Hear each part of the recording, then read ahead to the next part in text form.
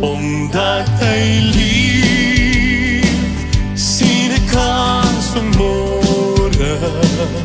Omdat hy lief, verdwyn my vrees.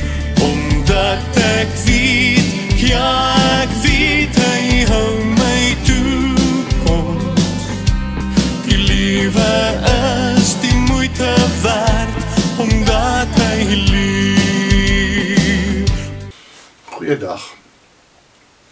Het jy al ooit daaraan gedink hoe dit sou gewees het om self by Jesus te geleer het, soos die disippels in sy tyd?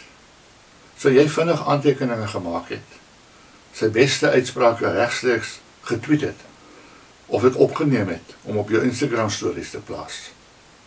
Ons wat in Jesus glo en hom liefhet, dink maklik ons sou aan sy lippe gehang het en hom op die hande gedra het.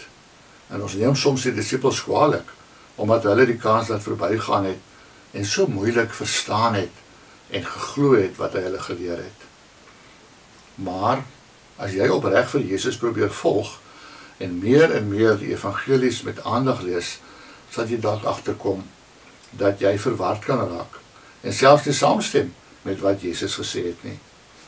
Hy het byvoorbeeld in Johannes 14 vers 12 gesê, dit verseker ek julle, wie in my glo, sal ook die dinge doen wat ek doen, en hy sal nog groter dinge as dit doen, omdat ek na die Vader toe gaan.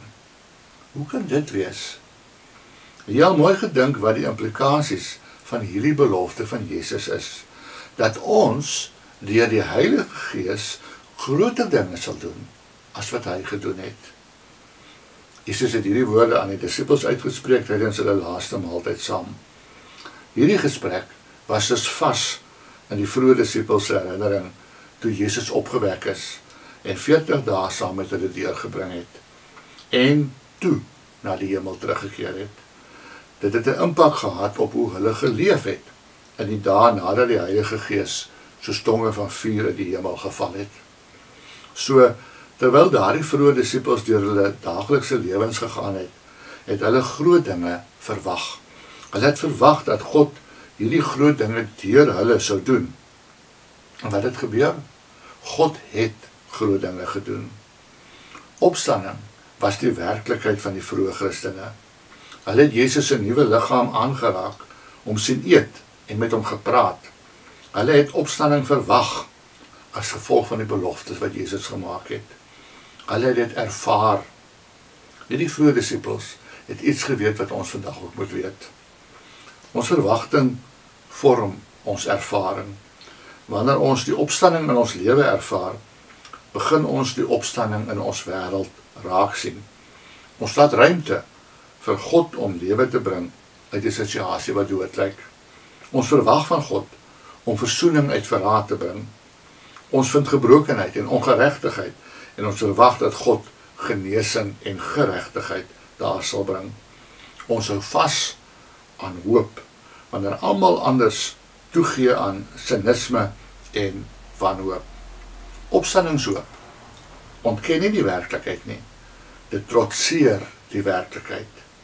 Ons sien dieselfde ding wat almal anders sien, maar ons weet ook dat opstandingskrag in die wêreld aan die werk is. Ons ignoreer nie wat ons sien nie. Ons sien eenvoudig meer as wat anders sien. So wat verwag jy vandag? God sal nie aan elkeen van jou verwagtinge voldoen nie. Hy het nie beloof dat egskeiding, dood en wanhoop nooit in jou lewe sal gebeur nie. Maar hy het beloof dat opstandingskrag in ons aan die werk is. Ons sal die opstanding rondom ons mis as ons nie daarna soek nie. Opstandingsmense is nuut gemaak. Ons aanvaar ons identiteit as getuies. Ons neem Jesus op sy woord. Kom, ons bid saam. Here, ek glo U is aan die werk in die wêreld. U bring opstanding in my en om my. My oë is oop. Ek wil U graag sien. In Jesus se naam. Amen.